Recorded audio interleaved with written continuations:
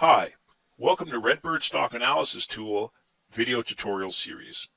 A series of 10 video tutorials to help new users learn and understand the RedBird product. In video tutorial number 9, we will take a closer look at the portfolio and stock monitors, two of the more critical displays used by users to monitor stocks and portfolios. We're going to assume that users have set up their investment goals, screened active stocks, defined portfolios, and run the system in live operations mode. In this session, we will describe the purpose and value of both of these two critical monitors. We'll look at some of the key display elements, and we'll talk about actions and options that are available under both monitors. Let's get started. Let's bring up the RedBird product that I already have here. Just click on this. Okay, we'll notice when we first log into RedBird, we automatically see the portfolio monitor. Because the system is currently in maintenance mode, all the monitors across the top are static. So they're only going to show data based on the last time the system was activated or the last time we performed a live market data update. Okay, let's describe the portfolio monitor. Let's first look at the top section. The top section provides information about the portfolio definition itself. It gives the portfolio name, the ownership type, what risk level it's targeting, and so forth. We're able to scroll from between each of the portfolios by using the manual scroll buttons here. So if I click on the little next button, we'll go to portfolio number 2. If I click on the next button again, we'll go back to portfolio number 1. So currently in the system, we have 2 portfolios that we can scroll between. I also have the option of allowing RedBird to automatically scroll through each portfolio display. To do that, I just take out the lock option here, and I set my frequency as to how quickly I want it to scroll. So now that I've done that, if we just sit back and observe, we'll notice that RedBird is automatically going from portfolio 1 to portfolio 2, back to portfolio 1, and so forth. It's looping through each of the portfolios in an automated fashion. We can adjust the timing of that by just playing with this slider bar right here. Let's describe the other elements of the screen. The middle section here of the portfolio monitor contains all the details for each of the target stocks. So this portfolio has 3 target stocks, so we have 3 display lines. And let's go through the columns that are displayed. In the first section here, we have the company name and stock symbol. We also have a counter that tells us the number of fundamentals that this company meets or exceeds based on our fundamental criteria or screen criteria, which we described, I believe, in tutorial number 1 or 2. The next 2 columns here provide some simulated metrics. So, for example, for General Electric, RedBird has determined 920 possible transactions based on historical opportunities and historical statistics, and it has determined that on average there's a gain of negative 6% on those. So these are similar performance metrics. I don't want to describe those too much. We have a special tutorial that talks about performance metrics later on. If we go to the next section, these next 4 or 5 columns provide us with market data about the particular stock in question.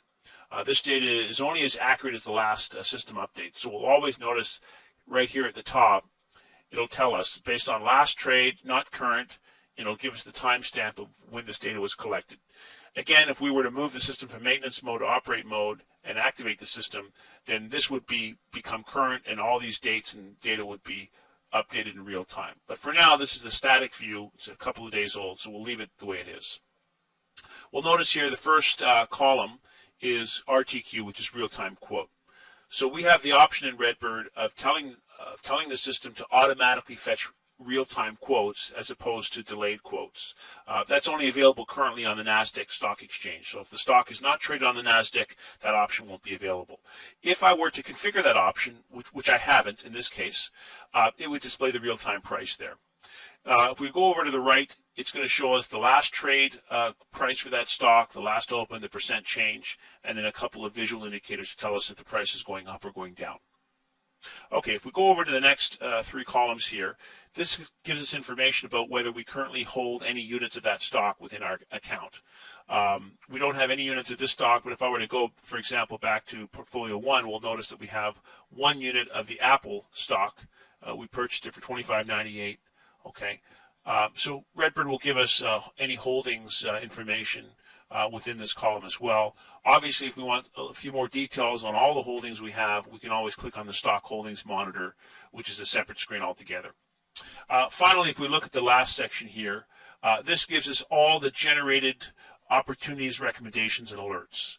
And we describe those in quite a bit of detail in tutorial number 7.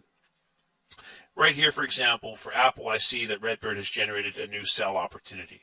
It's also generated a new sell recommendation. So if I were to right-click, for example, I will notice that I have specific options.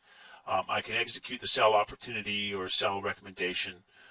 If I go to the next stock here and I click the right mouse button, there are no opportunities or recommendations being suggested, but I can still go ahead and buy the stock if I want to. Okay. The reason I don't see the sell options, I don't own any units of that stock, so obviously there's nothing to sell. So if I were to right-click any of these stock lines here, the little pop-up menu that comes up really depends on whether I own any units of the stock, and it depends on whether there's any opportunities or recommendations that RedBird has generated based on the symbols that are on the right-hand side. Once I see these symbols on the right-hand side, I can always get more information if I click on the Opportunities and Alerts button, and that'll give me a lot more detail about any new opportunities and alerts, which I can review before I execute those. But again, we go into a lot more detail about opportunities, recommendations, and alerts in tutorial number 7. Okay, let's describe the last 2 sections of the Portfolio Monitor, and those are the performance statistics at the bottom. You'll notice we have 2 groups. Actual portfolio performance and simulated. Simulated is based on all the opportunities, low risk, moderate risk, and high risk opportunities that are in the system for all the stocks in this portfolio. So it's all the potential transactions that we could have done historically. So it's a good indicator for us to evaluate stocks and potential earnings. On the left-hand side, we have actual metrics, and these are really based on any transactions that we actually perform for that stock. If we decide to go ahead and do a buy or a sell or execute an opportunity, those will impact our actual account balances, and any metrics from that would be displayed here. We go into a lot more detail about performance metrics in tutorial number 10, and I would advise users to follow that so they can really understand what all those metrics mean. Okay, so that's a basic overview of the Portfolio Monitor. Again, it's really useful when you want to be able to see the value and performance of your portfolio as a whole, while at the same time being able to look at specific target stocks. Let's go now quickly to the Stock Monitor. The Stock Monitor is probably the second most useful display monitor. It has a few sections. If we look in the top left-hand corner, this is going to display a line chart for our stocks. Okay, we have the ability in our charts to do a few things. If we go to the right-hand side, we can select what stock we want to show the chart for. Okay, we can also customize the range. So if we don't want to look at the stock for the last 5 days, we can expand the range. We can look at the stock over a longer period of time. We can also change the end date as well. If we want to look at a period of time that doesn't necessarily end on today, but ends on a previous day, we can change the end date. Similar to the Portfolio Monitor, we have the ability of scrolling through each stock manually, or we can take off the lock button and we can have it auto scroll through each chart of every stock. We also have the ability to show any opportunities and recommendations and alerts visually on the chart according to their timeline. So we're not just charting the price of the stock, but we're also charting when RedBird found specific buys and sells. And that might be a useful tool to help you analyze some of the recommendations and opportunities. Over here in this section, we have the ability to look specifically at one particular date on the timeline. If we want to look specifically at the price data or opportunity data, we can move this yellow line to look at a particular date. We can also move that line by just clicking on the left and right arrow keys here, and you'll notice that purple line moves. We can also select a date from this drop-down. Either way, we're focusing on one specific date within that timeline, and then below that over here, we're going to get some specific data about that specific point in time.